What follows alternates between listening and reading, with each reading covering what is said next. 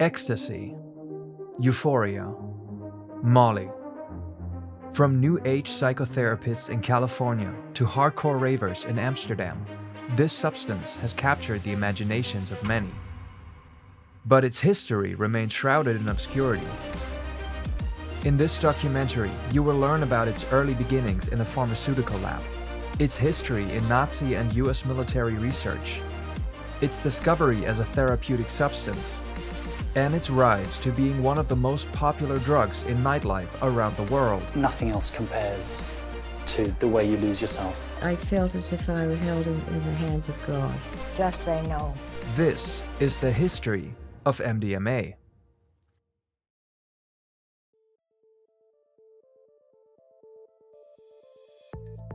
MDMA, otherwise known as 3,4-methylene-dioxy N-methylamphetamine, is a chemical compound in the class of substituted amphetamines, along with compounds like MDA and MMDA. Ingesting MDMA has been said to produce euphoria and a perceived expansion of consciousness, as well as high amounts of energy, making it particularly popular with ravers. But in the beginning, MDMA was meant for a very different purpose.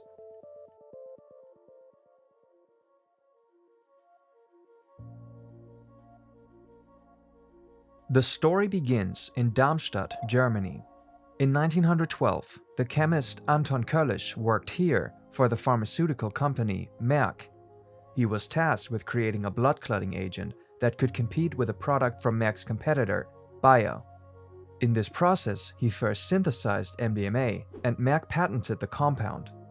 But the substance wasn't interesting to Merck, and it was shelved for some years, except for occasional experiments. While MDMA took a backseat for some years, its story is intricately interwoven with that of an analog substance, mescaline.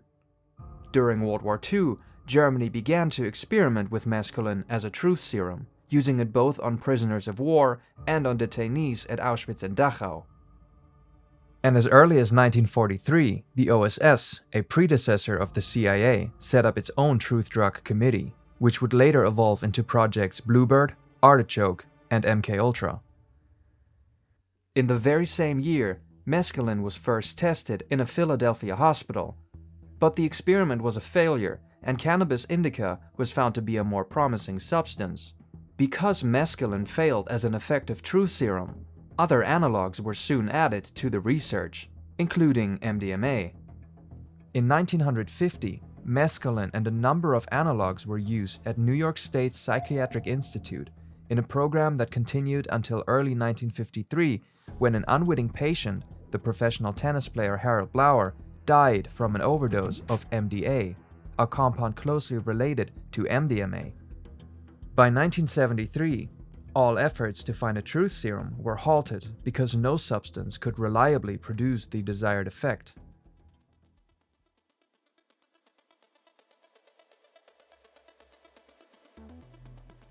In the 1960s, the history of MDMA would take an unexpected turn, eventually paving the way for widespread therapeutic and recreational use that would come to define the substance for decades to come.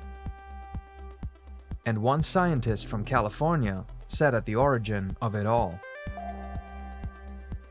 Sasha Shulgin was a renowned chemist who left the Dow Chemical Company to focus on independent research. Having had experiences with psychoactive substances, Shulgin developed an interest in working with psychedelics. He synthesized mescaline, MDA, and MMDA in the early 60s and began to ingest these substances to test their effects. He would also synthesize MDMA in 1965, but did not actually consume any for several years. A decade passes, and Shulgin is approached by 3 of his students in 1975 and again in 1976, who praised the good reaction they have had from the substance. Shulgin then began to self-experiment with MDMA in 1976 and 1977. Interestingly, Shulgin initially compared MDMA to a low dosage of alcohol, calling the substance his low-calorie martini. It was not until he began to consume larger quantities that he noticed a uniqueness to the experience. In his own words, I feel absolutely clean inside, and there is nothing but pure euphoria. I am overcome by the profundity of the experience. It wasn't long until people in Shulgin's social circle took note. One of them was the psychologist Leo Zeff. Zeff, also known as the Secret Chief, headed a group of therapists who had embraced the use of psychoactive substances in their practice. After learning about the effects of MDMA, word began to spread about this new substance. One of the most important hubs for the proliferation of MDMA-assisted psychotherapy was the legendary Esalen Institute in Big Sur, California. A center for New Age spirituality and alternative medicine, the regulars at Esalen were welcoming of new ideas and, in this case, new gateways to higher levels of consciousness. From here, MDMA experienced its first rapid growth in popularity, with Zeff playing a particular part in introducing the substance to psychotherapists in the US and Europe. By the late 1970s, MDMA had become one of the go-to substances for psychotherapists working with psychedelics. During this time, MDMA received its first nicknames. Some called it empathy because of its benefits for couples therapy. Others refer to it as Atom for the primal connection to the universe it evoked. Adam! While the influence on this development of Leo Zeff and his group are undeniable, MDMA also appeared on the streets as early as 1970 in the American Midwest, well before Zeff began to popularize the substance through therapy. There is some evidence that Sasha Shulgin sent the recipe for synthesization of MDMA to an unknown chemist in the Midwest in 1970 who may have produced MDMA and shared his knowledge with others. Another theory suggests that MDMA was the first ever designer drug synthesized without any help from Shulgin in order to find a substitute substance for MDA, which became illegal in 1970. Whatever may have happened, by the end of the 70s, street finds of MDMA had moved entirely to the coasts. In the West, San Francisco was a hub. And in the East, the Boston Group was one of the more impactful distributing networks, ran by a number of psychotherapists and researchers. But by the time the 80s came around, there was a new epicenter of MDMA in the US. Here comes the Texas Group.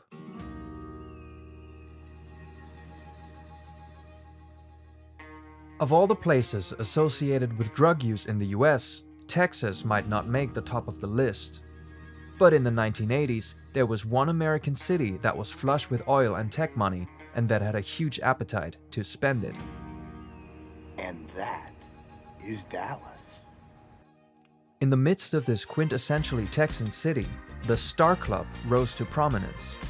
A hip hangout with a European flair which was achieved with marble walls and a strict door policy, enforced by veteran bouncers from New York, the Stark was unlike anything for thousands of miles. Regulars included Rob Lowe and the cast of Dallas.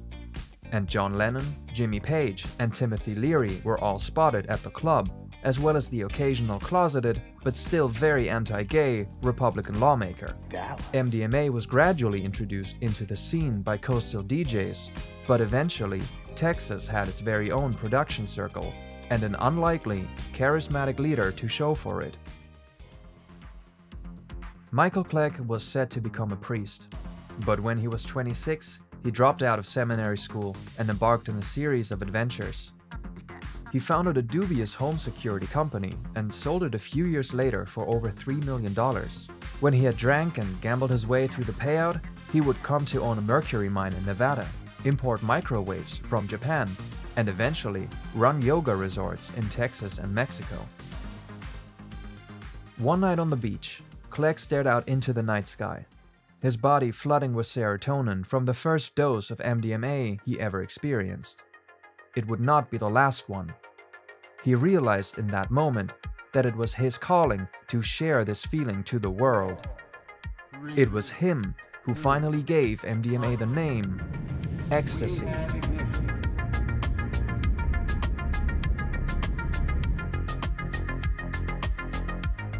Clegg purchased a property in Northern California where he had his brother-in-law instructed on the manufacturing of ecstasy. From there, the pills were imported to Texas. In the beginning, turning a profit was an afterthought, but demand consistently outweighed supply, and within a few years, Clegg found himself the kingpin of the most profitable MDMA distributing network of all time. It is estimated that over his 18 busiest months, he produced more MDMA than any other producer in history. He set up more labs in Texas, and his profits skyrocketed. When he ran out of space for his cash, he stored it in suitcases in the rafters of his garage. When his garage was filled up, he bought a Cessna jet and regularly flew US dollars to a Switzerland holding facility, where bankers notoriously don't ask questions. By the mid-80s, MDMA was widespread throughout Texas, but had also reached California, southern Florida, and the Northeast. And the DEA? Well, their hands were tied. MDMA was completely legal at this point. Customers were able to call toll-free numbers and pay for the substance by credit card. For Clegg, these were the good times. But everything changed in 1984 when the DEA proposed MDMA for Schedule I classification. Schedule I refers to substances that have a high potential for abuse and no accepted medical use. MDMA was set to join marijuana, LSD, and heroin in this group. This meant that not only recreational users, but also therapists would be prohibited from using it. The entire process of MDMA scheduling was messy and outright anti-democratic. This alone deserves its own video, but in brief. A group of people around counterculture activist Rick Doblin, who would later found the Multidisciplinary Association for Psychedelic Studies, or MAPS, petitioned the DEA to instead classify MDMA as a Schedule III substance, making it available for continued use by therapists. In the middle of a lengthy legal battle, the DEA simply bypassed the official process in an emergency measure. And when this was undone on procedural grounds, the DEA actively ignored the recommendation of the judge in charge of the hearings around the matter, who sided with Doblin's group, eventually placing MDMA in Schedule I anyway. While some MDMA-assisted psychotherapy continued after MDMA scheduling, its popularity significantly waned. Not only was possession and use of MDMA now criminal, but the US government's efforts to dissuade the population from using the substance through the use of propaganda had had its effect.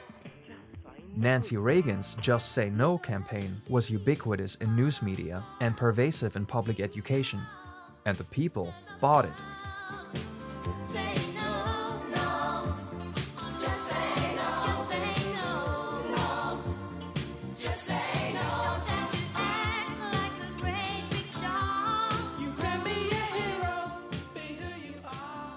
Michael Clegg moved his operation to Brazil and gradually shifted the focus of his export away from the US and into Europe. And while MDMA became all but a rarity in US nightlife, the Spanish party island of Ibiza served as the first point of entry for ecstasy into Europe in the winter of 1987, where it became associated with acid house. From there, it was brought to the UK by resident DJs and ravers. And it is no coincidence that the summer of 1988 in the following year came to be known as the Second Summer of Love in Britain. Ecstasy quickly spread to other places like Germany and the Netherlands, and was eventually re-imported to the US alongside rave culture by American DJs like Frankie Bones playing raves in the UK. And by the mid-90s, there were thriving rave scenes in every single US state. By now, MDMA was used almost exclusively for dancing and recreational use, and only a handful of underground psychotherapists continued MDMA-augmented therapy.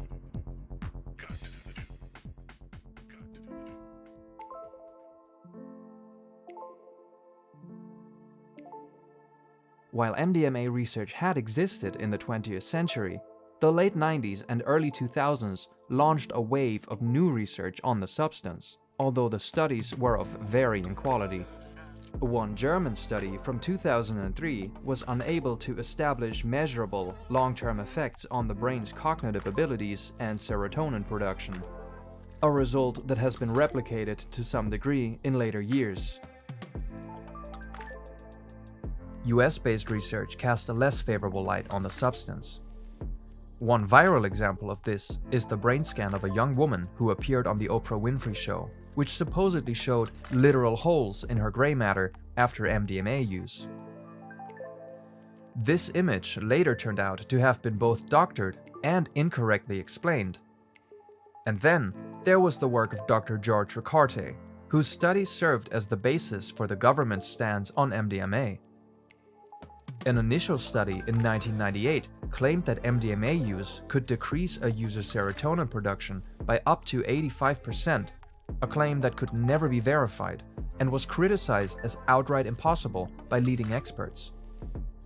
Another study from 2002 linked a single recreational dose of MDMA to developing Parkinson's disease, after the disease was developed in monkeys that were used for the study. This claim shook the scientific community because it simply didn't add up with anything that was known about MDMA. After an inquiry was started into the study's legitimacy, the prestigious journal Science had to retract the article. The reason? Dr. Riccardi admitted he mistakenly gave methamphetamine, a far more toxic substance than ecstasy, to the monkeys he used in the study. But the image of MDMA took a hit nevertheless. The government's concerted efforts to slander MDMA had their effect, and as one researcher put it, some people have been scared away from MDMA use by what they've been told. They saw that picture of holes in the brain and they said, okay, not my brain. But during all this time, MAPS played a central role in driving MDMA research forward. MAPS worked closely alongside scientists and regulatory authorities such as the Food and Drug Administration and the European Medicines Agency to advance the study of psychedelic substances. Besides MDMA, MAPS research efforts extend to LSD, psilocybin, ibogaine, ayahuasca, and cannabis to combat problems ranging from cluster headaches to PTSD and depression. MAPS has driven multiple strains of research through the FDA's approval process, and in 2017, the FDA approved MDMA as a treatment for PTSD for Phase 3 clinical testing. The FDA and MAPS also agreed on 2 clinical trials to finalize the approval of MDMA for this type of therapy. This is the first time that MDMA, or any psychedelic for that matter, has reached this phase. In a recent interview, Rick Doblin said that he expects a positive conclusion of these trials by the summer of 2024. When this happens, MDMA may finally become available for qualified therapists around the US, with a promising outlook for use in Canada, the EU, and Israel. Culturally and politically, this process is already helping to speed up more research into the benefits of psychedelics at large. There are prominent members among both Democrats and Republicans who have spoken out or passed legislation in support of psychedelic research. All the while, MDMA remains an incredibly popular recreational substance. In nightclubs and at festivals, ecstasy has become near synonymous with partying, and no other drug attracts more first-time users, with the exception of marijuana. In 2014, 3.5% of all 18 to 25-year-olds in the United States had used MDMA. And in Europe, 4.1% of 15 to 64-year-olds had taken ecstasy. It is all the more concerning that the lack of purity of ecstasy pills is often utterly unacceptable. One DEA study found that only 13% of ecstasy pills even contain MDMA. And oftentimes, there are other substances in them, ranging from caffeine to amphetamines. So what about the future of MDMA?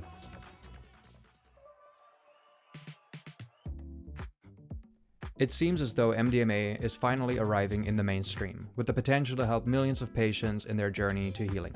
But this simply does not mean that the final verdict about MDMA is in. In fact, in the same way that the story around marijuana isn't as black and white as previously thought, a fact that people only recently woke up to, the story around MDMA isn't clear-cut and never will be.